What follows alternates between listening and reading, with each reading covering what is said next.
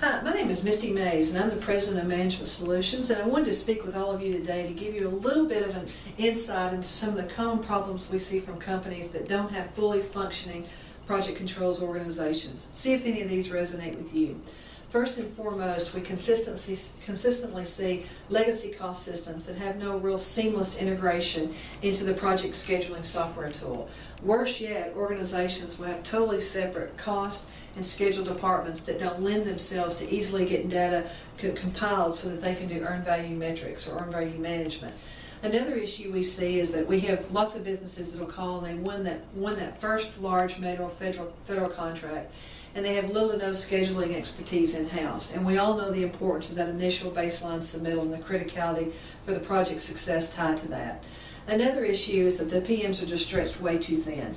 Too many companies have their project managers obviously are focused on the technical issues of the project and their customer, but yet they're consistently getting data calls for project metrics, and that can take anywhere now because of the deadlines that they have. It can take anywhere from days to weeks, and sometimes we see it as long as months to get that data provided. And that really feeds into another problem, is that very few organizations have consistency across their projects. So you don't really have any roll-up capabilities either, so that strategically you can see how your organization or your company is performing across the board instead of looking at it project on a project by project basis. Another issue we see is I have all kinds of folks tell me I don't have any problem populating systems. What I have problems doing is getting visibility into my data that allows me to proactively make decisions as opposed to reactively. And then lastly, one of the common problems we see is that by being in this type of mode, the reactive mode, you're just looking at historical data as opposed to proactively looking at trends and trajectory of your projects. You still have the opportunity to mitigate problems, and hopefully you're alleviating unnecessary schedule delays or negative cost impacts.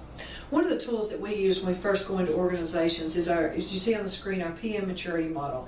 This is an assessment that has 5 levels that allows organizations to look twofold. First and foremost, what their current state is, where they reside on this chart, and then a target state that they would like to elevate their organization to.